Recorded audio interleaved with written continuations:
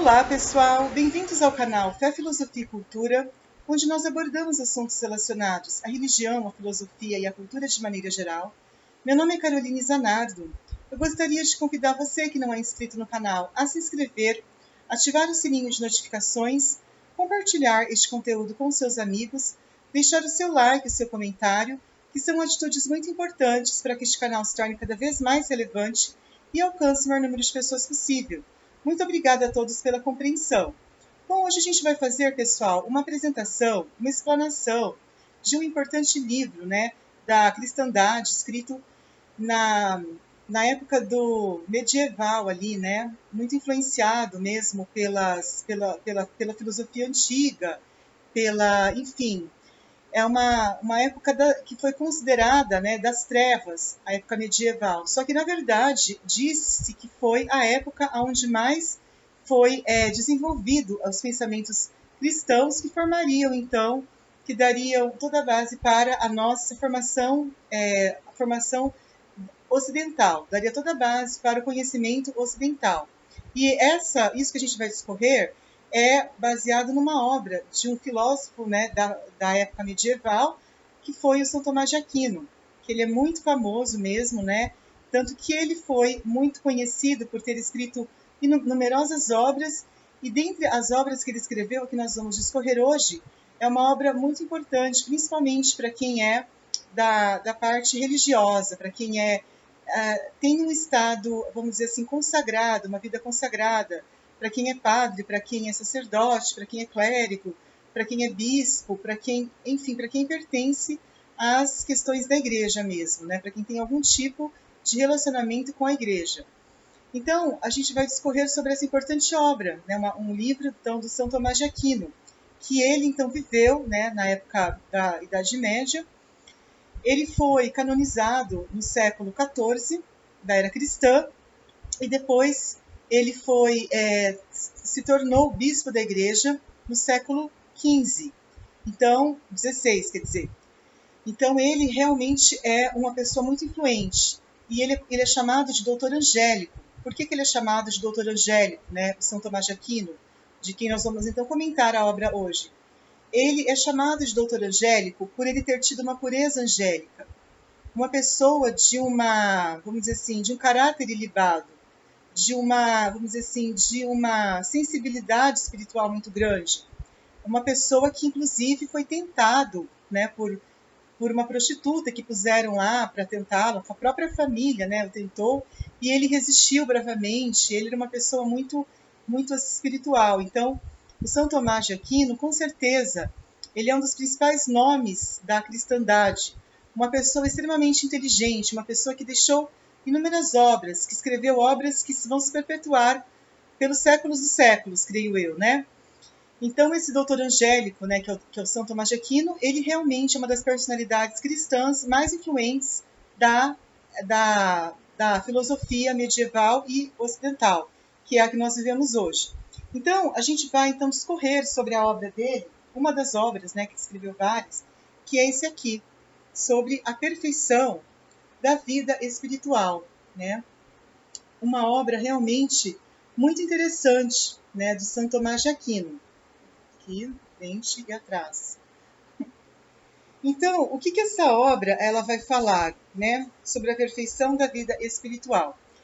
Ela vai falar basicamente que a excelência da vida espiritual de qualquer pessoa, mas principalmente de quem vive uma vida consagrada, uma vida devota, uma vida nos mosteiros, os monges, os diáconos, os bispos, todas essas pessoas, os sacerdotes, para eles terem uma excelência moral, uma excelência espiritual muito grande, eles precisam cultivar a caridade.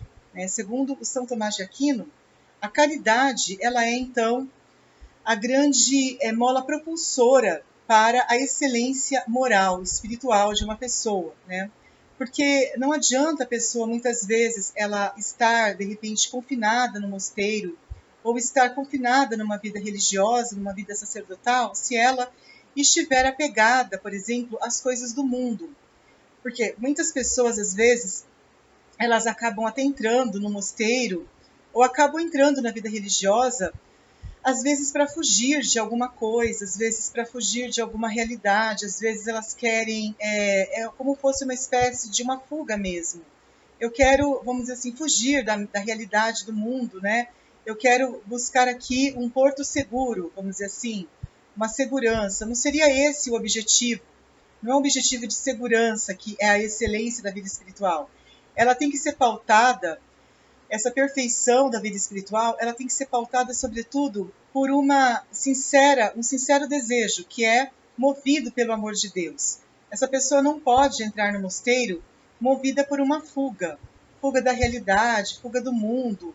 Não, não é um porto seguro o mosteiro.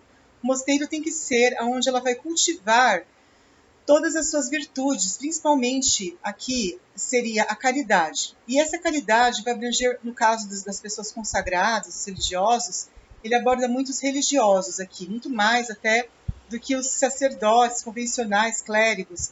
Ele coloca muito a excelência dos religiosos, que os religiosos são pessoas dotadas de uma excelência moral muito grande, né? Por quê? Porque eles realmente acabam fazendo votos, né? Quem está no mosteiro, quem está vivendo uma vida consagrada, eles fazem votos.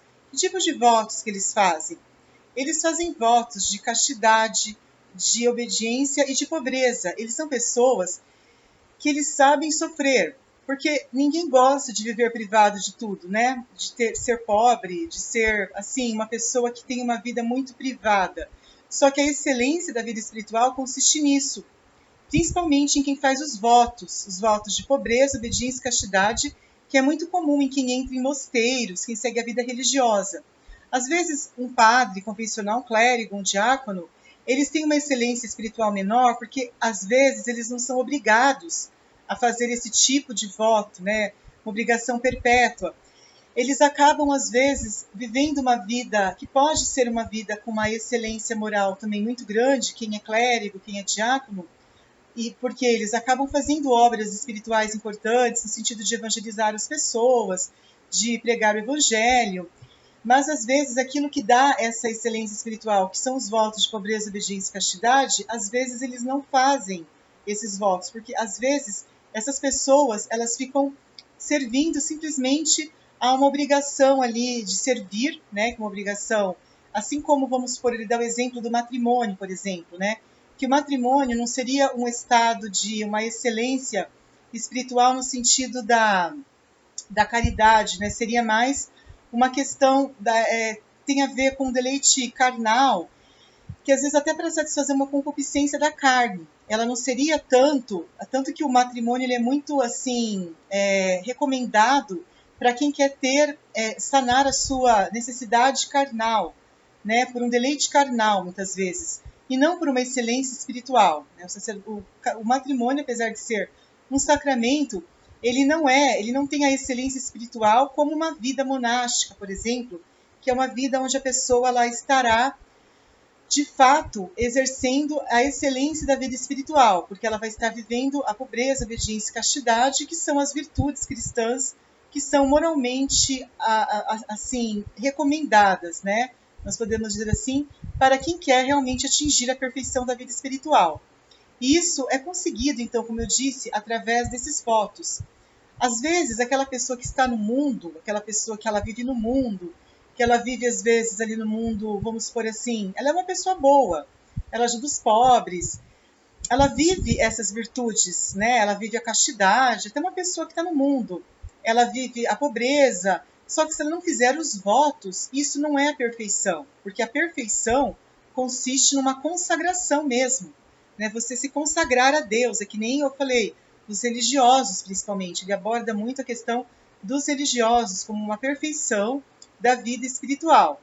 Porque se você for uma pessoa que você não sabe renunciar de fato a nada e não promete a Deus e não se consagra a Deus, isso não vai adiantar muita coisa, porque isso às vezes, quando você não se consagra a Deus, você pode se passar por uma pessoa que simplesmente está fazendo algo, vamos dizer assim, está fazendo algo bom, está fazendo algo positivo para os outros, principalmente se você for uma pessoa caridosa para com o próximo, porque a excelência moral, ela se pauta muito na caridade com o próximo, com o irmão. Quando você sabe amar o próximo como a si mesmo, é uma excelência muito grande. Então, Com certeza, aquela pessoa que vive, aqui ele coloca também, que é muito mais, às vezes, assim, moralmente virtuoso, quem está vivendo no meio de pessoas más e ser virtuosa. Vamos supor uma pessoa que ela não é consagrada, tá? Uma pessoa que vive no mundo. E ela consegue ser casta, consegue ser uma pessoa valorosa no meio de gente má. Isso dá uma virtude muito maior para ela. Isso dá uma questão moral muito maior. Porque essa pessoa, apesar dela não estar no mosteiro, que é o lugar onde ela estaria vivendo realmente uma vida espiritual, ela está vivendo algo que agrada a Deus, porque Deus ele vai se agradar de ver que você, apesar de não estar no meio, né, como eu disse, né, ali no mosteiro, né, porque no mosteiro você está ali no meio de pessoas que são boas, né, ninguém vai esperar entrar no mosteiro e encontrar um bando de gente canalha, vamos dizer assim, né, canalha é uma maneira de expressar, gente que não tem valor moral, né, dificilmente uma pessoa que entra no mosteiro, numa ordem religiosa, ela vai conviver com pessoas muito difíceis. É mais fácil. Lógico que isso existe, né? Existem pessoas más em todo lugar. Mas aqui ele coloca de uma maneira genérica, que se prova muito mais o ouro na fornalha, como se diz, de uma pessoa que convive com pessoas más.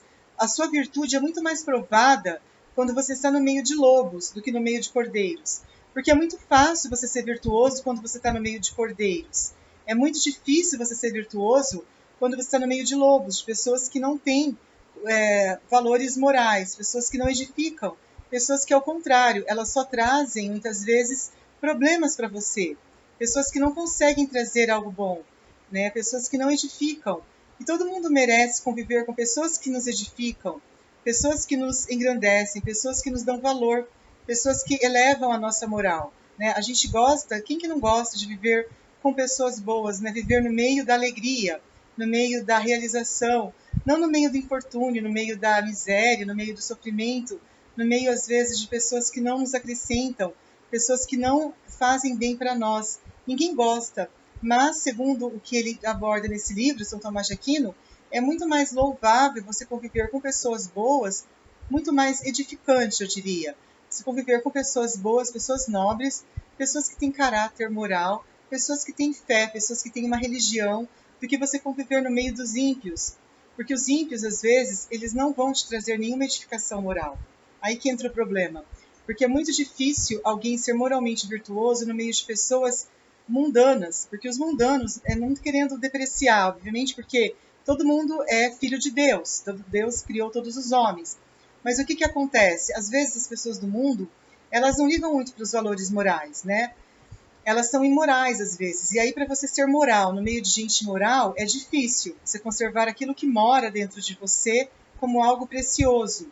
Né? O ladrão está sempre ali, o diabo, né, como o leão que ruge, quer nos devorar, está buscando brechas para destruir, roubar e matar. Então, assim, a gente tem que ter muita fé para a gente poder sobreviver em meio a essa realidade. Porque, como eu disse, o diabo ele não vai, assim, às vezes facilitar a vida daquela pessoa que está vivendo no mundo, e essa pessoa que está vivendo no mundo, ela quer ser uma pessoa valorosa. O diabo, ele vai querer sempre dar um jeitinho de querer atrapalhar a vida dela, porque ele está vendo que ela é uma pessoa do bem, que ela é uma pessoa que está buscando as virtudes. E o diabo, como eu falei, ele é inimigo, ele não é amigo, entendeu? Então você precisa ter muita fé, você precisa se apegar muito a Deus, ao sagrado, principalmente rezar muito. A oração, ela é uma proteção, jejum, as esmolas, a oração é uma proteção contra o inimigo. Então, por isso que o cristão no mundo, ou em qualquer lugar, ele precisa fazer mortificações. Ele precisa fazer renúncias para ele alcançar a excelência moral. Muito obrigada a todos pela atenção, era isso que nós tínhamos que falar. Espero que todos tenham gostado. Fiquem todos com Deus e até a próxima. Tchau, tchau.